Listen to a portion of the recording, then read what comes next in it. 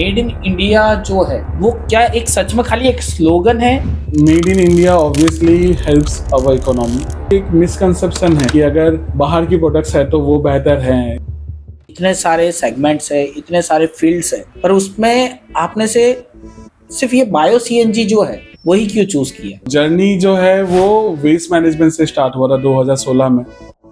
तो अगर मैं कॉस्ट कंपैरिजन की बात करने जाऊँ तो एक इंपोर्ट करना मशीन को और एक यहीं पे पूरा का पूरा डेवलप करना, दोनों में कितना डिफरेंस है? हम जिस टेक्नोलॉजी को आज डेवलप कर रहे हैं इंडिया में बायो सीएनजी में, वो एटलीस्ट 50% चीपर है। जो वेस्ट हम उनसे कलेक्ट कर रहे हैं, are we getting it for free और we are paying something to them?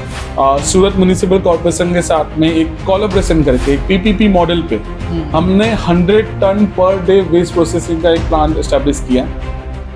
बायोफिक्स का मार्केट कैपिटल अभी किस प्लेस पे स्टैंड कर रहा है? Last year we did 50 crores. This year we are doing 100 crores. And we have project worth rupees of 600 crores right now. Sunil sir, Titan podcast show में आपका स्वागत है। Thank you Vivek. Thank you for inviting me. तो sir, अभी आपकी जो industry मैंने study की तो सबसे पहले मेरे माइंड में एक ही क्वेश्चन क्लिक हुआ कि मार्केट का सेक्टर इतना बड़ा है, इतने सारे सेगमेंट्स है, इतने सारे फील्ड्स है, पर उसमें आपने से सिर्फ ये बायो सीएनजी जो है वही क्यों चूज किया? Interesting question Vivek. I think bio CNG हमने चूज नहीं किया है। जर्नी जो है वो वेस्ट मैनेजमेंट से स्टार्ट हुआ था 2016 में। ये जर्नी 2016 में जब स्टार्ट हुई थी तब हमने देखा था कि इंडिया में वेस्ट प्रोसेसिंग को लेके इतनी कोई मेजर इंडस्ट्रीज अवेलेबल नहीं है, कोई इतनी इक्विपमेंट अवेलेबल नहीं है या टेक्नोलॉजी अवेलेबल नहीं है। तो उस समय हमने ये डिसाइड किया था कि हम वेस्ट मैनेजमेंट के ऊपर काम करेंगे। तो 2016 से लेके 2020 तक हम लोगों ने वेस्ट को प्रोसेस करके उसमें से फर्टिलाइज़र और गैस बनाने के लिए टेक्नोलॉजी बनाया और उसे इंडिया भर में उसे है ना हम लोगों ने इम्प्लीमेंट किया। आज हमारे टोटल मिला के 2000 से ज़्यादा इंस्टॉलेशंस होंगे ऑल ओवर इंडिया में। But at the same time 2020 के बाद में एक बहुत बड़ा रिवोल्यूशन आया इस सेक्टर के अंदर, जहाँ पे गवर्नमेंट ऑफ इंडिया भी अपनी पॉलिसी के साथ में अपने विजन को एस्टैब्लिश कर रही थी कि हमें इंडिया के मैक्सिमम वेस्ट को प्रोसेस करना है और उसके लिए बायो सीएनजी का पूरा पॉलिसी ड्राफ्ट हुआ। और इंडिया के गवर्नमेंट ऑफ इंडिया ने एक बहुत बड़ा विजन लिखा कि हम लोग 2030 तक कंपलसरी 5% बायो सीएनजी को नॉर्मल सीएनजी और हमारे घरों में जो आ रहा है पाइप नेचुरल गैस पीएनजी के साथ में 5% तक ब्लेंडिंग करेंगे। और 5% ब्लेंडिंग करके जो उन्होंने टारगेट सेट किया कि 5000 बायो सीएनजी प्लांट्स इंडिया में लगाया जाएगा और टोटल मार्केट जो है वो 2 लाख करोड़ का था। उस तरीके से 2020 और 21 के अंदर बायोफिक्स ने ये देखा कि इंडिया में जब इतना बड़ा एक रेवोल्यूशन आ रहा है तो हम किस तरीके से कंट्रीब्यूट करें। और उसी के साथ में बायो सीएनजी का पूरा आइडिया जनरेट हुआ। हमने देखा कि ये सेक्टर के अंदर काफ़ी ज़्यादा टेक्नोलॉजी जो इम्पोर्ट होकर आ रही है यूरोपियन कंट्री से और अन्य कंट्रीज से। तो हमारा विजन था कि हम इंडिया में एक इंडिपेंडेंट टेक्नोलॉजी, इंडिजिनस टेक्नोलॉजी का डेवलपमेंट करेंगे और एक रिलायबल फॉर्म में उसे इम्प्लीमेंट करेंगे ऑल ओवर इंडिया में। So that's how Biofix entered into the bio CNG field. और आज like we are very proud that we are one of the companies जो टेक्नोलॉजी फ्रंट में सबसे आगे है और बायो सीएनजी के प्रोजेक्ट्स को इंडिया में एस्टैब्लिश कर रही है। तो आपने अभी जैसे बोला कि बाहर से भी काफी इंपोर्ट करते थे मशीनरीज और आपने ये प्लान किया कि आपको यहाँ पे ही पूरा एस्टेब्लिश करना है। तो अगर ओवरऑल कॉस्ट कंपैरिजन की बात करें, इट्स ऑब्वियस है कि अगर लोगों के माइंडसेट कैसा है कि हाँ भाई हम खुद कोई चीज़ बना रहे या हम खुद कुछ मैन्युफैक्चरिंग करने जाएंगे तो इट्स ऑब्वियस है हमको कॉस्टिंग ज़्यादा पड़ेगी, राइट, रेदर देन इम्पोर्टिंग या रेदर देन किसी के पास ऑलरेडी हम उनसे बाई कर रहे हैं। राइट। तो अगर मैं कॉस्ट कंपैरिजन की बात करने जाऊँ तो एक इंपोर्ट करना मशीन को और एक यहीं पे पूरा का पूरा डेवलप करना, दोनों में कितना डिफरेंस है? विवेक, एक चीज़ ये है कि ये कॉस्ट के पर्सपेक्टिव से तो सवाल है ही, बट मैं आपको इसके सामने एक और चीज भी बताऊंगा जो कि है एक इंडिपेंडेंट टेक्नोलॉजी से इंडिया को क्या फायदा है और इंडिया के ऐसे इन्वेस्टर्स जो बायो सीएनजी के प्लांट लगा रहे हैं उनको क्या फायदा है। पहली बात कॉस्ट की है, तो अगर कंपेयर किया जाए तो अगर आप इंपोर्ट करते हो किसी भी ऐसे इक्विपमेंट का या टेक्नोलॉजी का, तो ऑब्वियस सी बात है कि इंडिया के मुकाबले यूरोपियन कंट्रीज के अंदर इस यूनिट्स के प्राइसेस काफ़ी ज़्यादा हाई हैं because of high labour cost, high cost of material and overall cost जो है उन देशों की वो काफ़ी ज़्यादा हाई रहती है किसी भी प्रोडक्ट में अगर आप कंपैरिजन करेंगे तो। प्लस साथ में उनके जो ट्रांजिट कॉस्ट है, जो कि हैंडलिंग कॉस्ट है, इंश्योरेंस कॉस्ट है, कस्टम्स कॉस्ट है, तो आपके पास आते आते उस कॉस्ट की जो कीमत है, वो जो इक्विपमेंट की कीमत है, वो दुगना हो जाता है। तो कॉस्ट का अगर कंपैरिजन किया जाए तो हम जिस टेक्नोलॉजी को आज डेवलप कर रहे हैं इंडिया में बायो सीएनजी में, वो एटलीस्ट 50% चीपर है जो कि अगर हम इंपोर्ट करके लेके आते हैं, और उसके लिए रीजंस ये हैं।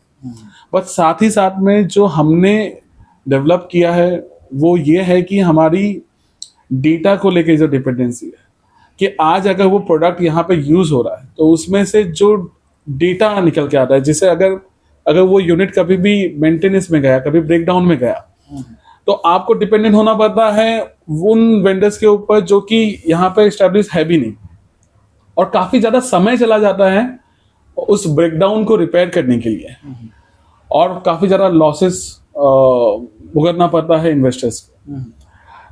एट द सेम टाइम एक और बड़ा डिपेंडेंसी है टाइम को लेके, कि अगर हम इंपोर्ट कर रहे हैं किसी चीज को और यहाँ पे एग्जीक्यूशन के लिए वेट कर रहे हैं, तो वो समय जो है वो काफी ज्यादा लग जाता है।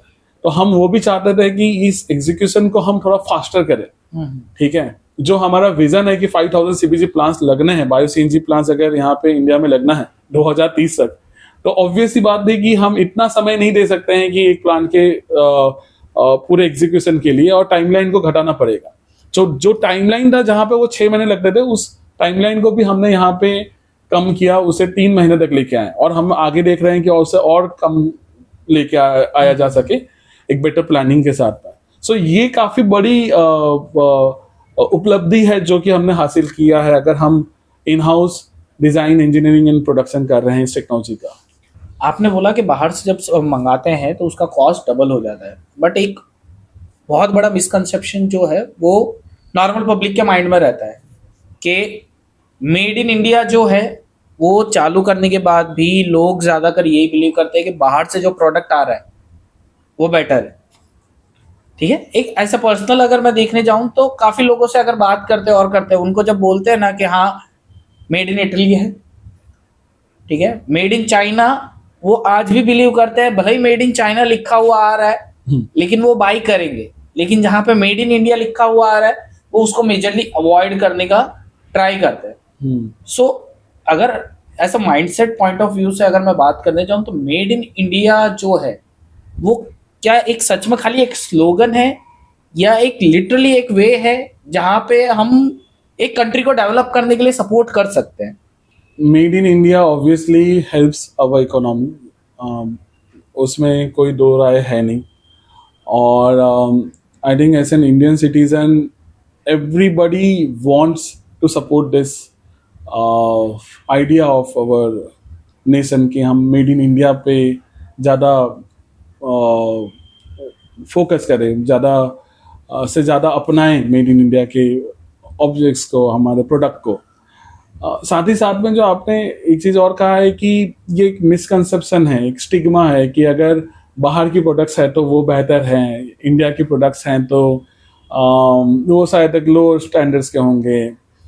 तो कहीं ना कहीं हम लोग बिलीव कर रहे हैं ट्रांसपेरेंसी पे। We want to compete, right. हम ये कहना नहीं चाहते कि so we are cheaper, but we are not cheaper in a way कि है ना प्रोडक्ट जो है हाई क्वालिटी का नहीं है, इस low cost, and we have worked on the product, we have taken patents so that we can produce the product at a lower cost and deliver that product to our people and ensuring the same ROI also, right? कि वो चले भी और dependency भी है, but सबसे बड़ी बात है कि हम ट्रांसपेरेंसी भी लेके आते हैं। हमारे जो प्रोसेस इंटेलिजेंस सिस्टम भी हैं इस पूरे के पूरे प्रोडक्ट में अंदर, ये पूरे पूरे प्रोजेक्ट में बायो सीएनजी प्लांट जब लगाते हैं तो इन्वेस्टर्स को या जो ये प्लांट के ओनर्स होते हैं उन्हें एवरी डे के रिपोर्ट्स उनके हाथ में होते हैं कि कैसा परफॉर्म कर रहा है एफिशिएंसी के वे में, ऑपरेशनल पॉइंट ऑफ व्यू से कितना गैस जनरेट हो रहा है। तो हम खुद compete करना चाहते हैं और हम ये चाहते भी हैं कि बाकी सारे जो अगर प्लांट एस्टेब्लिशर्स हैं, अगर ईपीसी कंपनीज हैं या कोई भी टेक्नोलॉजी कंपनी है तो वो उसी ट्रांसपेरेंसी के साथ में आए और वो भी इसी तरीके से compete करें एफिशिएंसी के वे में और उतना ही ट्रांसपेरेंट वे में डेटा को जो है सामने लेके आए। So I think it's more believable, and we are writing a story right now in India's history right now in this bioenergy sector, where we are pushing more transparent, more reliable, and more trustworthy products.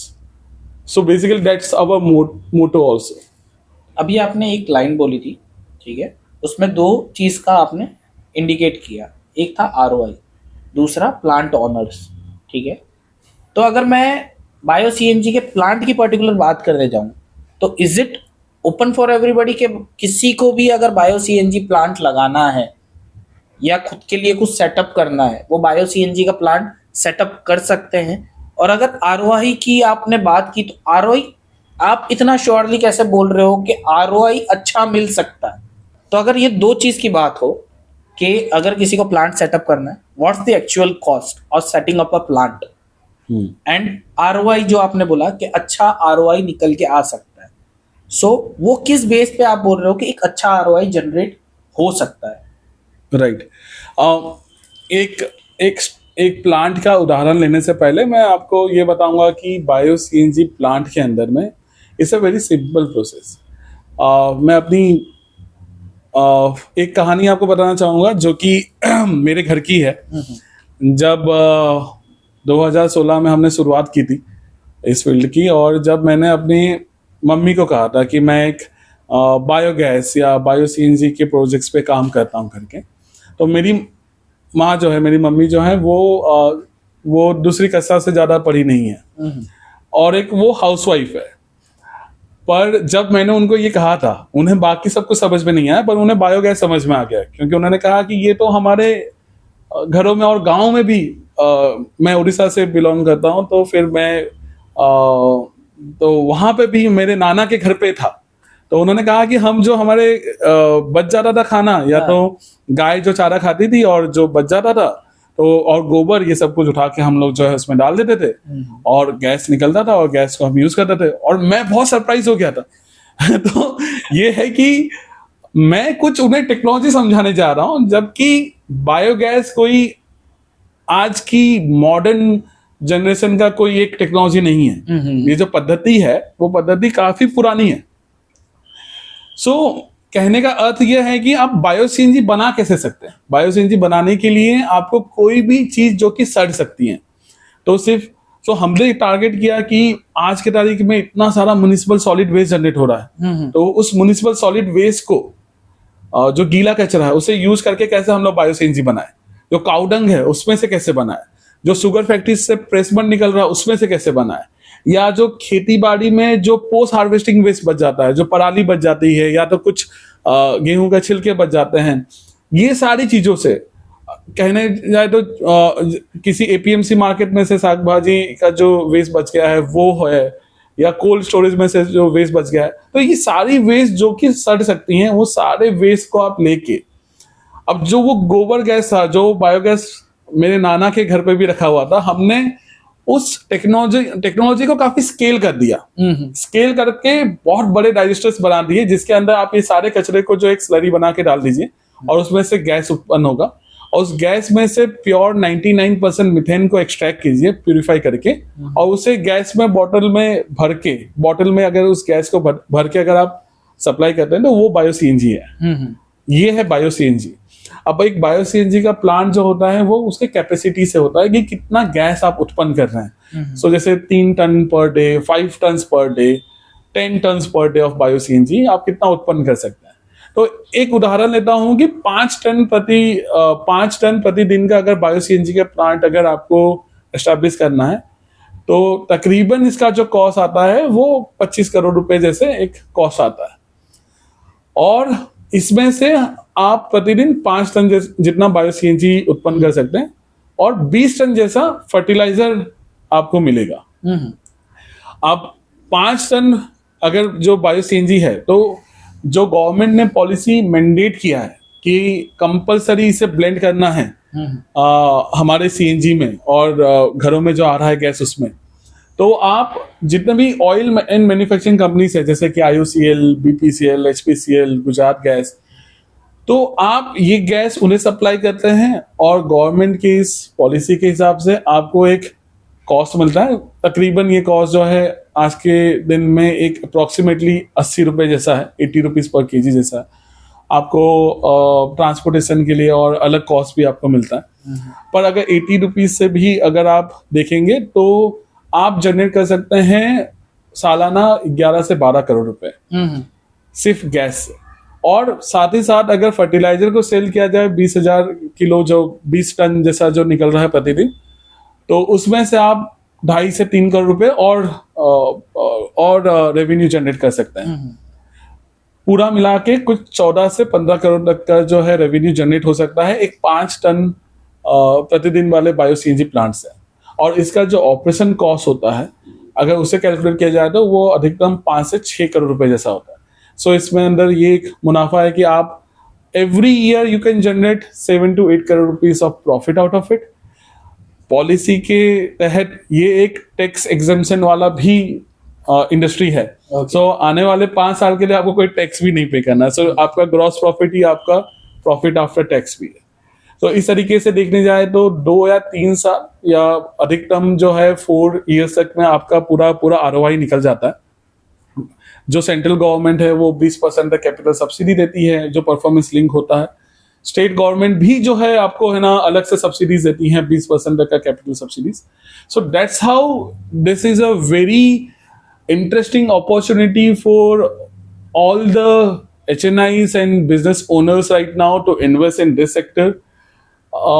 And again, like I told you कि ये कोई rocket science नहीं है, ये biogas ही है।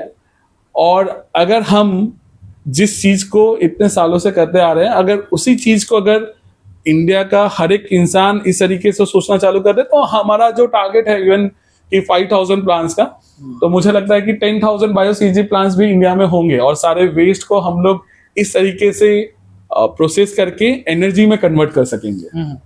अभी आपने साथ में बोला कि पर्टिकुलर जो अलग अलग वेस्ट होते हैं जैसे वेजिटेबल हो गया या फ्रूट वेस्ट हो गया, काइंड ऑफ मेरे ख्याल से फ्लावर वेस्ट भी आता होगा उसके अंदर। यस, शुगर फैक्ट्रीज का आपने वेस्ट बोला। हाँ, तो काइंड ऑफ ये कहीं ना कहीं जो वेस्ट हम उनसे कलेक्ट कर रहे हैं, are we getting it for free और we are paying something to them?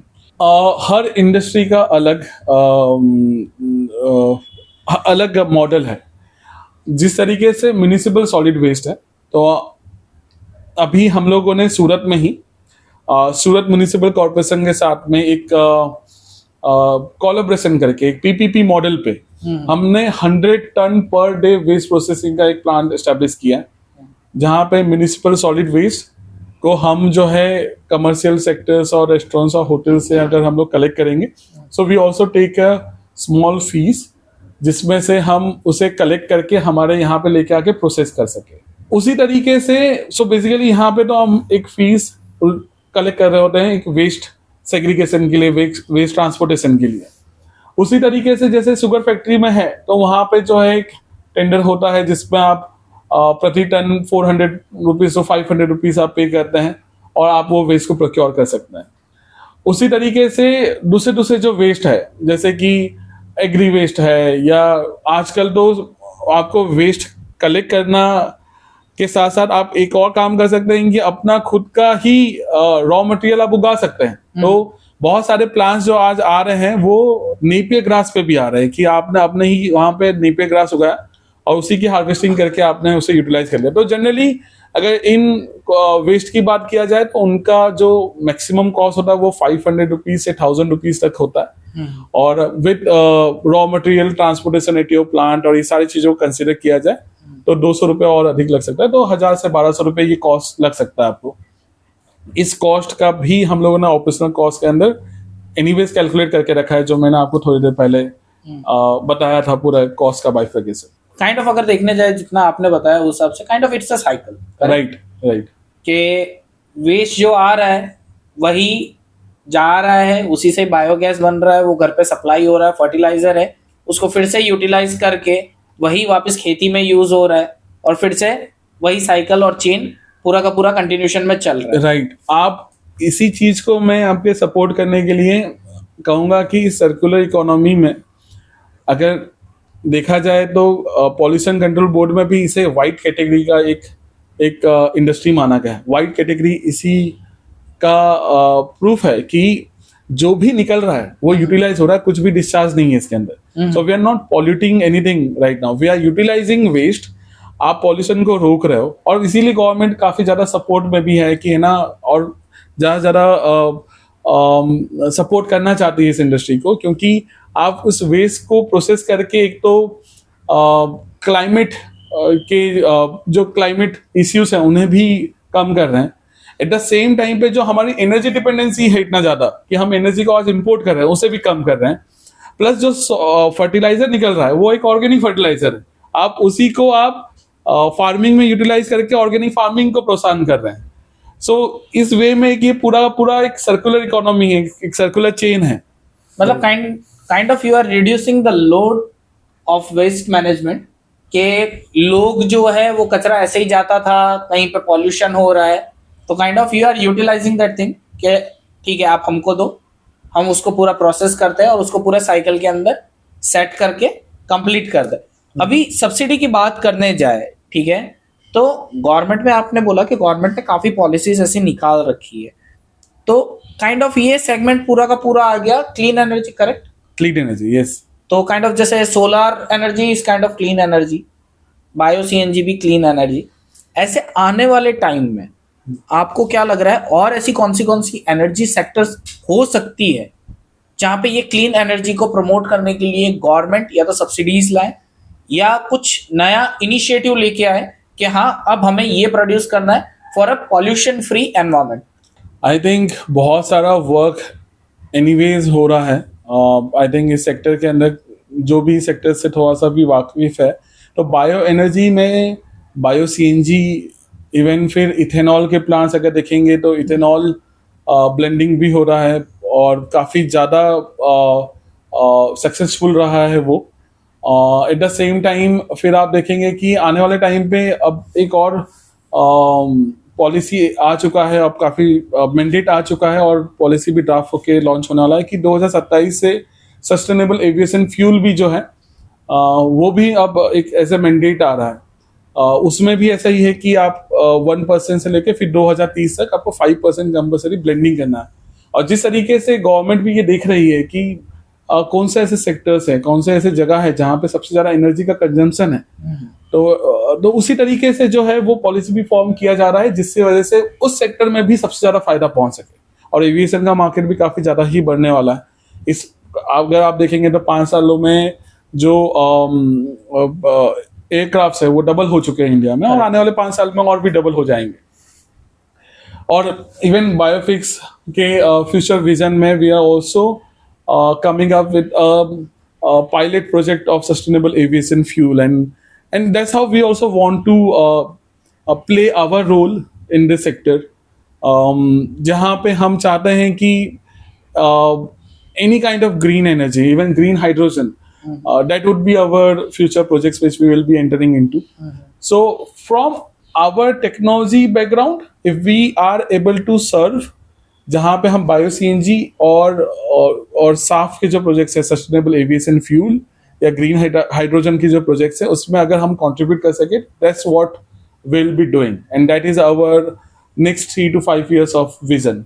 अभी आपने बोला कि आने वाले टाइम में आप साफ का भी है जो है वो प्लांट डालने का कर रहे हो, अभी मुझे एक चीज़ बताइए कि आपको इतना कॉन्फिडेंस आ कहाँ से रहा है? ठीक है, क्योंकि आज कोई भी कंपनी एक एस्टेब्लिश होती है, वो रन करती है, सबसे बड़ा चैलेंज आता है कि how we will maintain this whole thing, कि आप एक बायो सीएनजी का प्लांट जो मैन्युफैक्चरिंग है, इंजीनियरिंग आप बोल लीजिए या एस्टेब्लिशमेंट बोल लीजिए, आप उस फील्ड के अंदर ऑलरेडी वर्क कर रहे हो। उसके अलावा आप एक या दो सेक्टर और प्लान कर रहे हो कि हमें उस फील्ड में भी जाना है। So just want to ask you frankly कि इतना कॉन्फिडेंस आ कहाँ से रहा है? Very nice question actually. ये सबके लिए जानना काफ़ी इम्पोर्टेंट भी है कि अगर मैं बायोफिक्स को रिप्रेजेंट करता हूँ तो मुझ में इतना कॉन्फिडेंस कैसे आ रहा है कि मैं ये सारी चीज़ें कह सकता हूँ।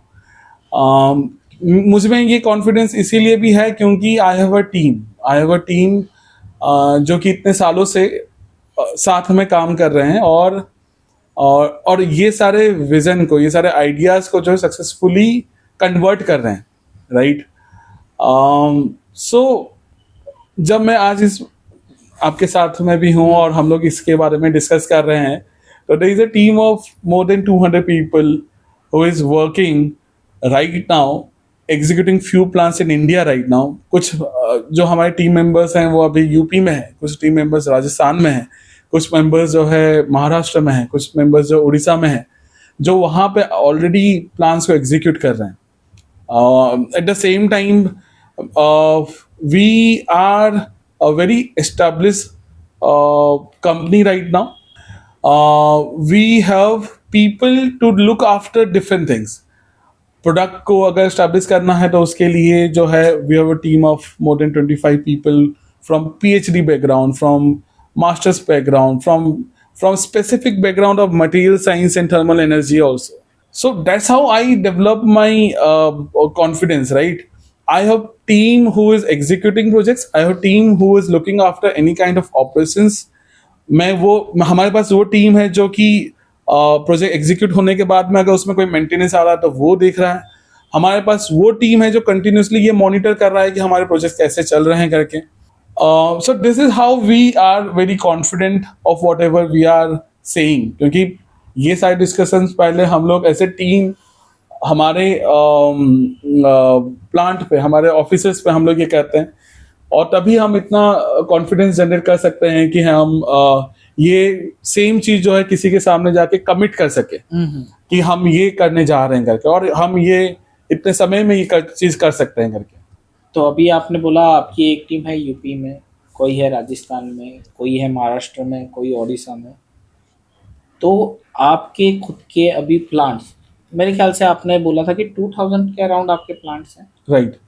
अगर मैं पिन पॉइंट लोकेशंस की बात करने जाऊँ तो वो कहाँ कहाँ पर ऐसी जगह पे है जहाँ पर आपने इंस्टॉल किए, जहाँ पे कोई तो पर्टिकुलर ऐसी जगह जहाँ पे हर किसी को पता हो कि फॉर एग्जांपल अब मुझे ये नहीं मालूम है कि एक्चुअली बायो सीएनजी प्लांट होता क्या है फॉर एग्जांपल, और मुझे देखना है, and I am from some other state. Surat में हूँ तो ठीक है, चलिए मैं आया, मैं देख लूंगा, पर मैं कोई और स्टेट में हूँ और मुझे जस्ट रफ आइडिया चाहिए कि एक्चुअली होता क्या है, दिखता कैसा है, किस हिसाब से वर्किंग होता है. तो नियर अबाउट अगर कोई बड़ी छोटी जो भी लोकेशंस है जो नाम ऐसा हो कि हर किसी को पता हो, तो कुछ एक नाम ऐसे बता पाएंगे आप? जैसे मैंने आपको बताया कि वेस्ट मैनेजमेंट में we are close to 2000 projects right now और मोर देन दैट. हम लोगों ने हर एक ऐसी जगह जहाँ पे वेस्ट एक मात्रा में जनरेट हो रहा है हम लोगों ने काम किया होगा. आई थिंक अगर राजस्थान की बात करें तो हम उदयपुर में ताज होटल के साथ में काम करते हैं. अगर मैं कहूँ कि उड़ीसा में तो हम जगन्नाथपुरी टेम्पल के साथ में काम करते हैं. वहाँ पे जो वेस्ट निकलता है उससे प्रोसेस करके उसमें से गैस और फिर इलेक्ट्रिसिटी जनरेट करते हैं.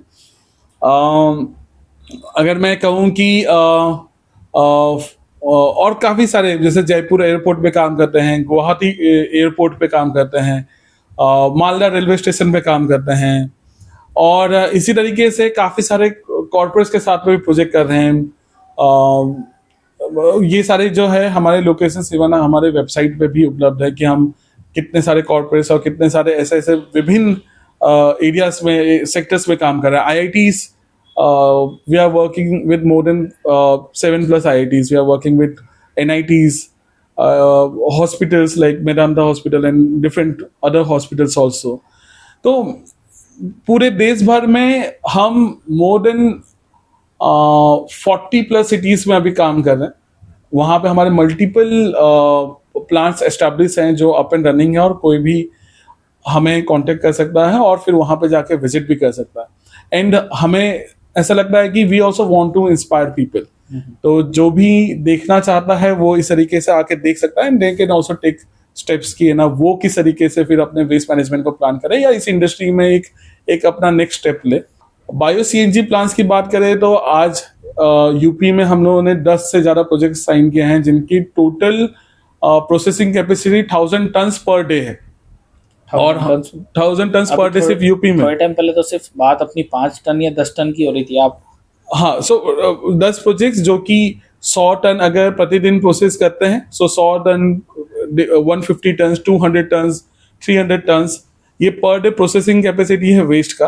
व्हाट्स द मैक्सिमम कैपेसिटी जो So- अभी तक आप बायोफिक्स के अंदर बना रहे हो? So what's the maximum capacity? कितना मैक्सिमम कैपेसिटी का प्लांट अगर कोई पर्टिकुलर पर्सन को एस्टेब्लिश करना है तो वो कर सकता है? So we say that ki we can do even 1000 tons per day waste processing bio-CNG plant also, but at the same time we would recommend कि 500 tons per day अगर आप वेस्ट प्रोसेसिंग प्लांट अगर लगाते हैं जिसमें से आपका उत्पन्न होगा तकरीबन 20 टन जैसा बायो CNG, 20 से 25 टन बायो CNG, तो ये एक ऑप्टिमम प्लांट है.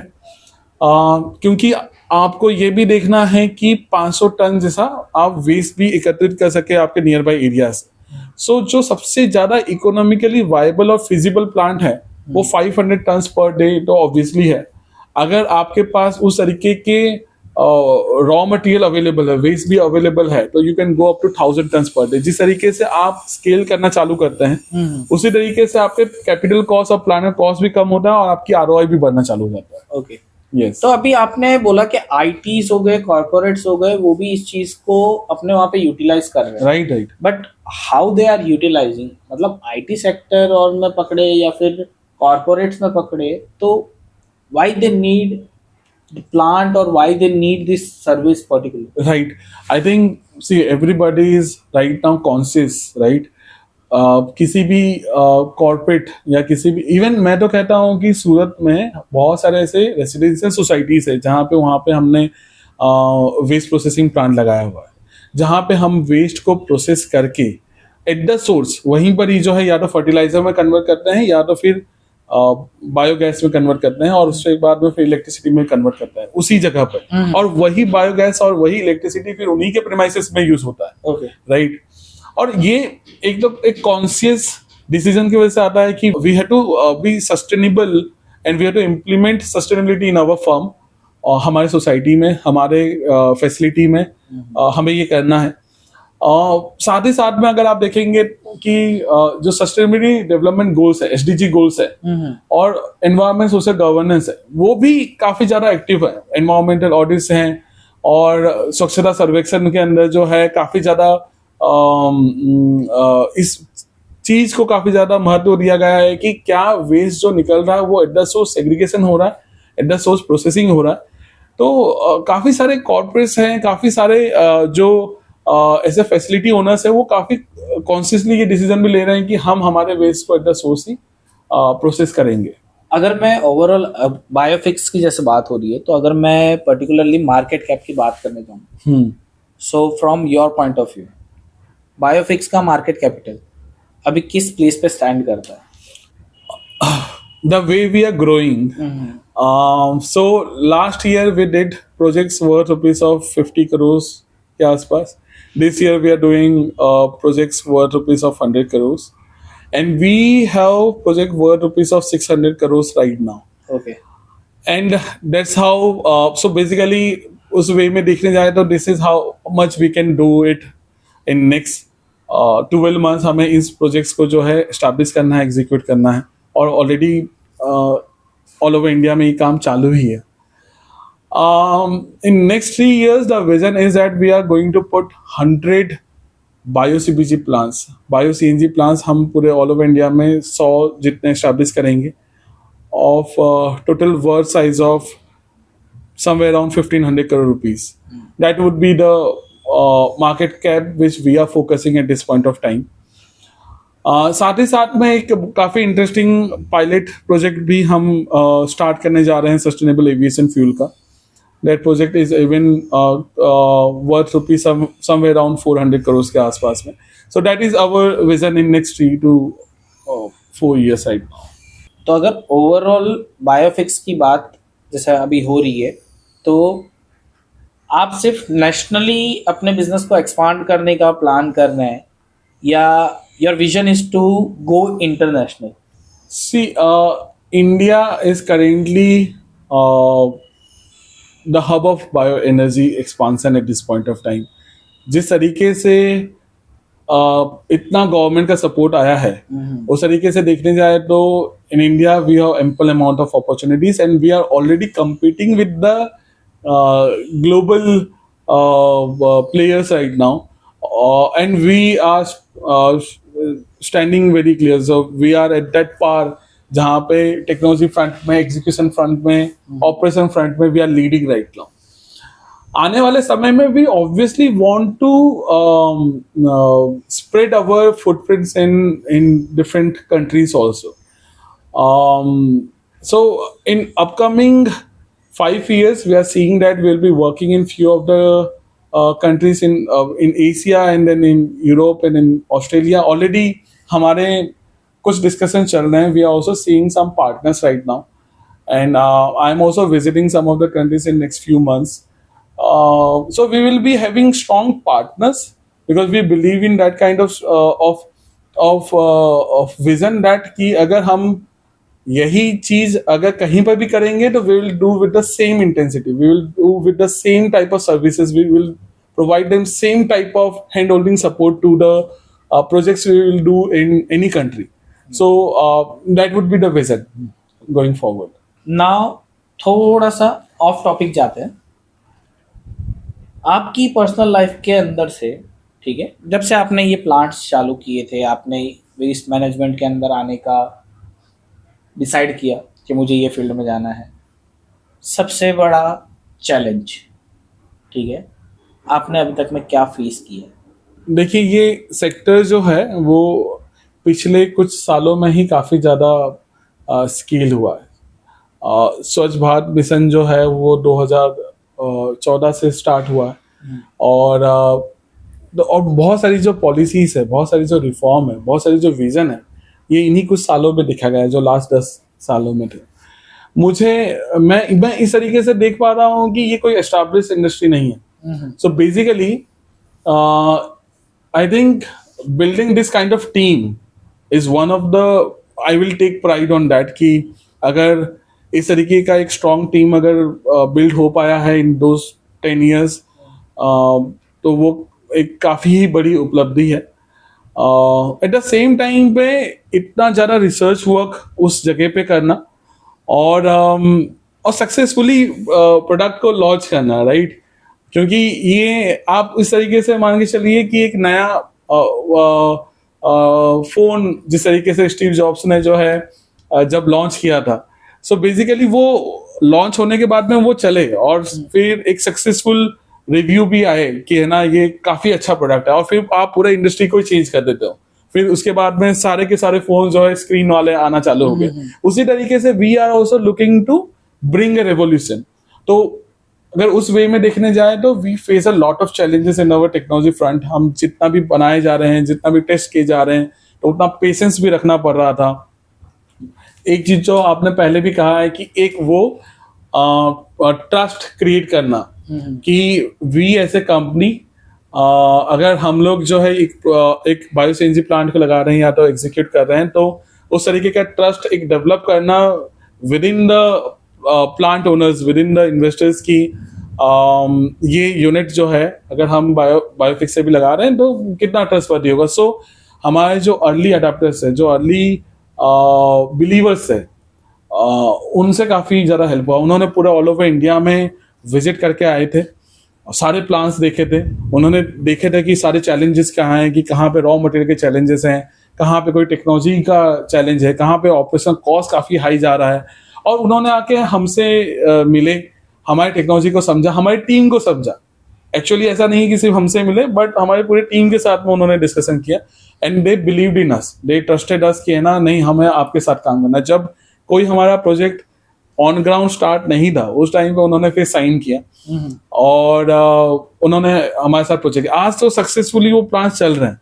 बट लास्ट 1 से 1.5 साल में उस तरीके का ट्रस्ट भी डेवलप करना और साथ ही साथ में उसे सक्सेसफुली ऑपरेट करके है ना आज एस्टैब्लिश करना, वो काफ़ी ज़्यादा चैलेंजिंग था। एट द सेम टाइम पे जब पॉलिसीज बन रही होती हैं उसमें कुछ ना कुछ रिफॉर्म्स आ रहा होता है, उसमें से कुछ ना कुछ चेंजेस आ रहा होता है। तो आई थिंक दो challenges keep on coming. I think, but I think I believe in this part कि अगर कोई भी जगह बहुत ज़्यादा चैलेंजिंग होता है और आप उस challenges को solve करते हैं, then only you build empire like this. Then only you build company like this. So yeah. कभी ये हुआ है कि प्लानिंग के हिसाब से कभी भी आपने पूरा प्लान प्रिपेयर किया हो, हमको ऐसे ऐसे ये चीज़ें करनी है, इसी हिसाब से चलना चाहिए, फिर एंड मोमेंट पे आता है अरे ये तो प्लानिंग में था ही नहीं। आई थिंक कि ये कहीं भी होता होगा, ये हर जगह ही होता है। हमने काफ़ी सारी चीज़ें जो है इसी तरीके से देखा है। आई थिंक कि हम लोगों ने प्रोडक्ट बनाया है, वहाँ पे एग्जीक्यूट हुआ है, लैब में काफ़ी अच्छे से चला था। जब हम लोगों ने प्रोटोटाइप बनाया था तब चला था, पर कमर्शियल लेवल पे या रियल स्टेज पे जो है वो कुछ और वे में चल रहा था, उस तरीके से काम नहीं कर रहा। तो आई थिंक कि वो सारी चीज़ें आई हैं। टार्जन वाला डायलॉग याद आता होगा ना, अरे ये तो लेटेस्ट न्यूज़ है। और हमारे लिए तो ऐसा होता है कि रात के 12 बजे भी लेटेस्ट न्यूज़ का पूरा टीम ही इंतजार कर रहा होता है कि क्या हुआ करके। तो we all are very curious people, I think. And then all the engineers in this world, all the people, even from different background also, whoever are actually building something, they are all curious, right? जो चीज़ें हैं already आप तो उसे आप कर ही सकते हैं, बट अगर आपके पास क्यूरियोसिटी है तो तभी जाके आप देखते हैं कि कुछ चैलेंजेस हैं, कुछ प्रॉब्लम स्टेटमेंट्स, आप उसे सॉल्व करने की कोशिश करते हैं। एंड आपने जैसा कहा कि they have come more than like number of challenges, मतलब हम तो भूल भी चुके हैं कितने चैलेंजेस आए थे। कभी कभी रॉ मटेरियल पहुंचा नहीं है, कभी कभी जो है वहाँ पे जब टीम काम कर रही है तब वहाँ पे जो प्रोडक्ट है वो उस तरीके से काम नहीं किया होगा, या तो और भी काफ़ी सारे चैलेंजेस। बट आप उसे कितने बेहतर तरीके से एक्सेप्ट करते हैं और फिर किस तरीके से एक नेक्स्ट सॉल्यूशन के साथ में आते हैं। तो that's how you actually see कि कंपनी ने कितने नंबर ऑफ चैलेंजेस को सॉल्व किया है। तो हम लोगों ने भी वही करने की कोशिश की है और आगे भी यही करते रहेंगे हम लोग, क्योंकि आने वाले टाइम में भी जैसा मैंने कहा कि this industry is going to surprise you, right?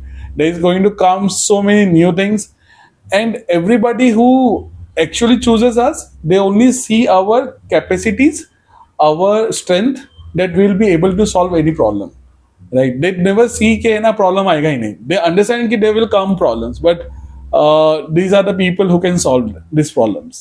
कई बार ऐसा भी होता होगा ना कि सो के उठा रहे, ये तो चेंजेस नए आ गए।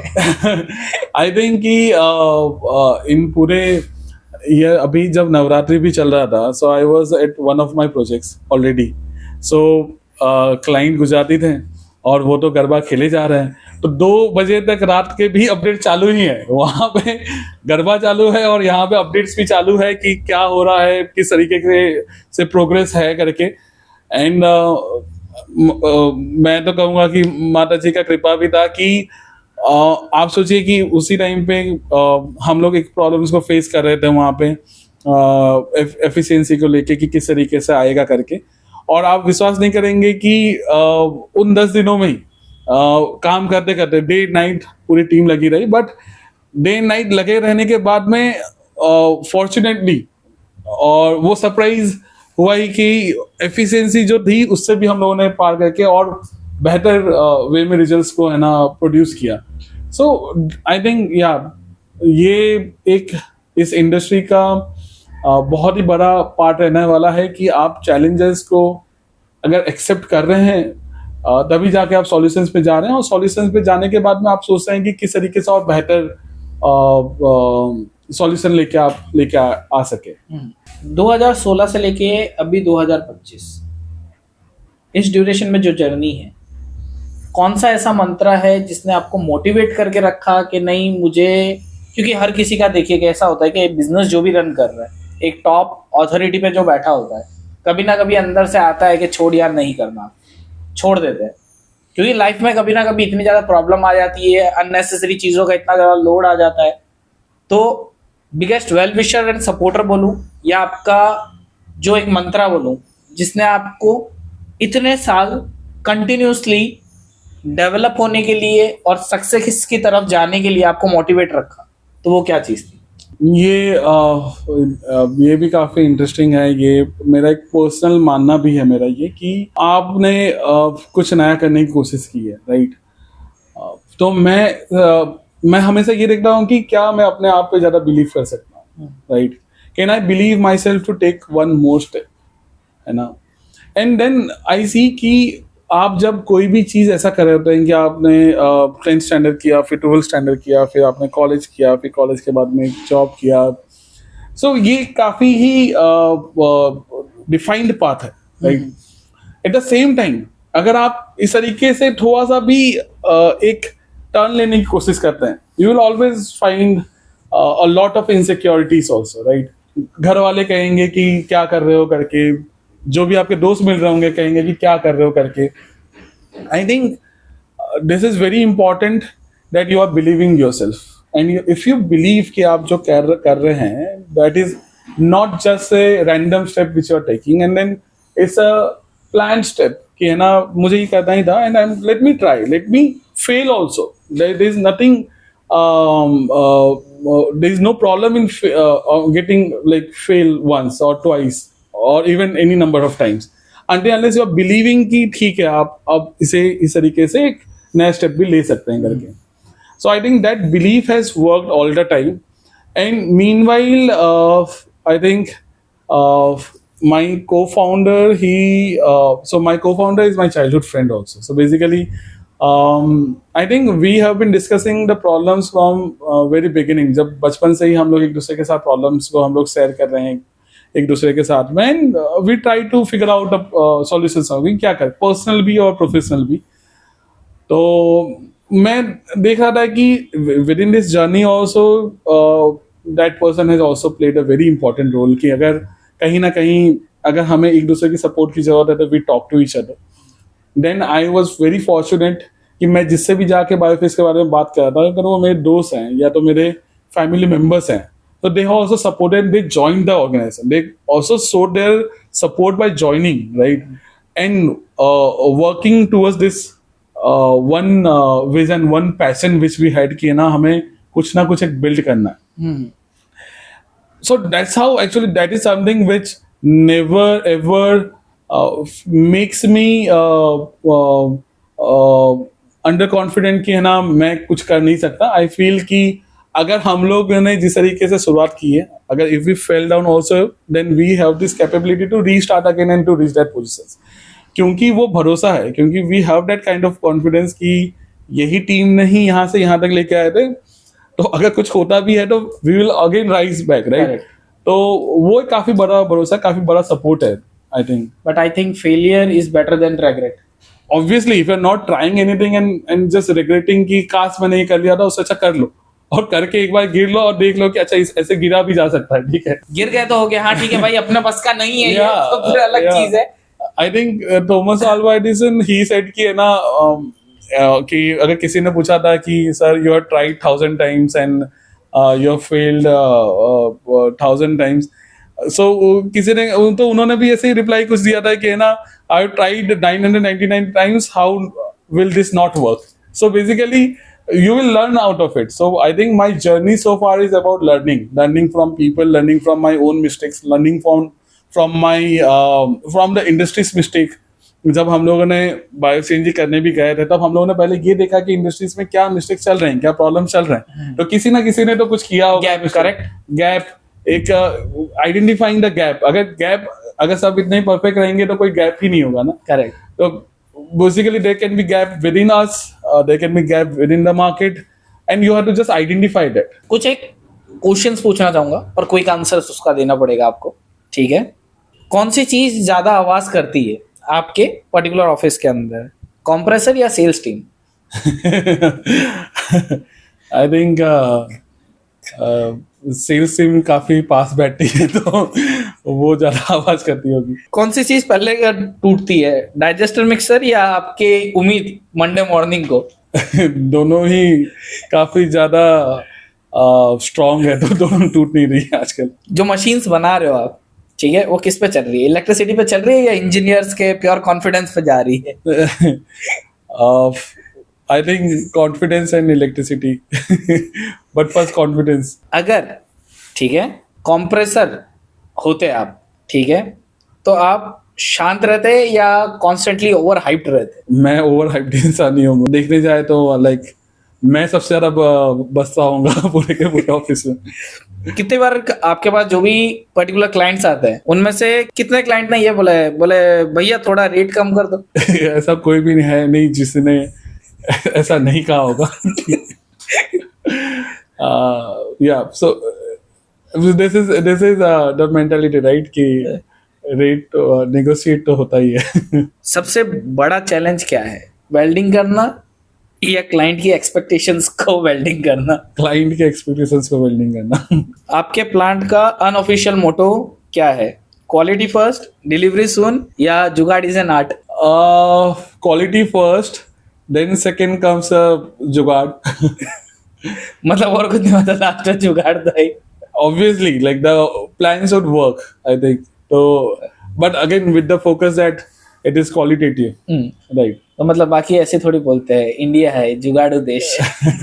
इंडस्ट्री के अंदर सबसे फास्टेस्ट ग्रोइंग थिंग, ऑर्डर्स या क्लाइंट की demands? Orders right now, client की डिमांड से ज्यादा तो ऑर्डर्स ही है। अगर वारंटी क्लेम सीजन होते, जो मशीन बना रहे हो उसके ऊपर वारंटी क्लेम सीजन होते, तो वो कौन सा होता? समर, विंटर और मॉनसून?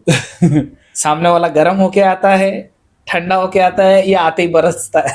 आई थिंक समर से ही चालू होता है, गर्म से ही होके आता है। कितनी बार ये हुआ है कि आपने बायो सीएनजी प्लांट है, ठीक है, उसके लिए सामने वाला जो भी पर्टिकुलर बंदा बात करने आ रहा है और वो उसको एक बड़ा गैस का सिलेंडर समझता हो? हमें तो शुरुआत काफी बेसिक से ही स्टार्ट करना पड़ा, तो हम गैस से ही स्टार्ट करते हैं कि जब डाइजेस्टर के बारे में बात करते हैं तो हम उसे बताते हैं कि ये एक बहुत बड़ा पेट है जिसमें आप कुछ भी खा रहे हो तो फिर गैस बन रहा है करके।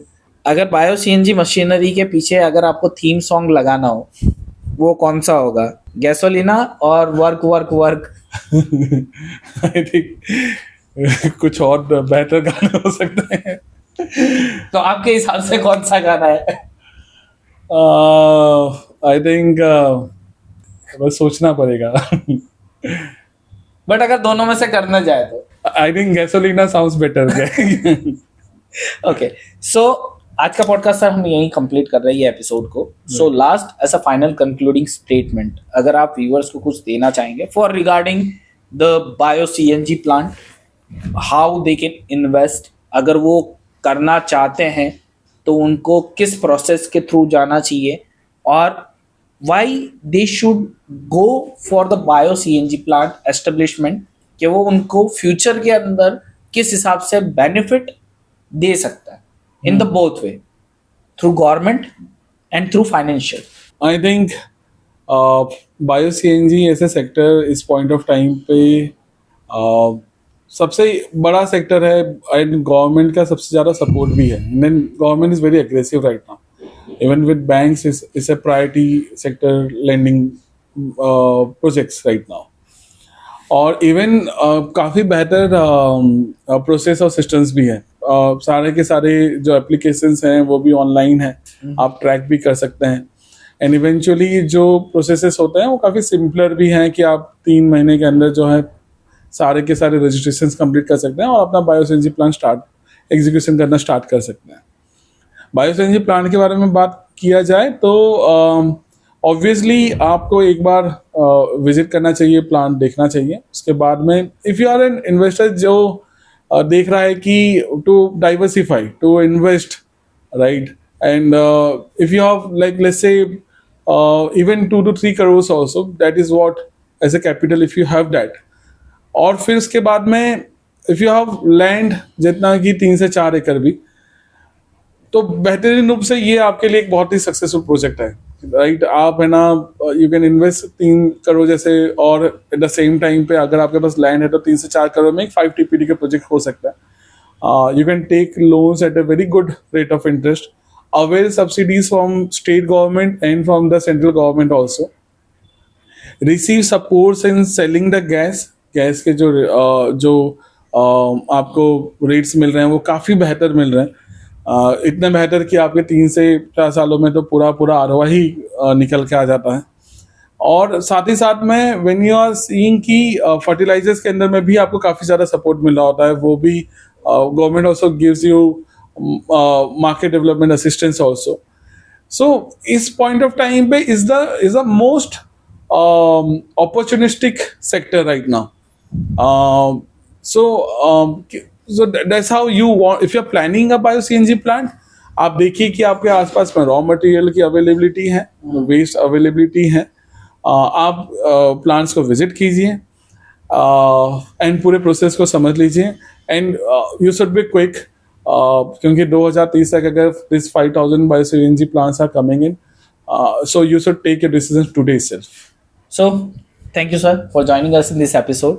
बात करके काफी अच्छा लगा. Thank you so much for even calling me and inviting me. We will try के आगे और भी एपिसोड्स लेके आए, थोड़ा सा और इन डेप्थ जाए, इन डिटेल्स लेके आए कि एक्चुअली में what is bio CNG, how it is totally produced, कौन सी चीज़ के अंदर बायो CNG के कितने मल्टीपल ऑप्शंस है, कितने डाइवर्सिफाई होके कहाँ यूज़ कर सकते हैं, किस हिसाब से कोई भी पर्टिकुलर पर्सन है उसमें से अपना ROI अर्निंग जो भी उनको करना है वो कैसे जनरेट कर सकते हैं.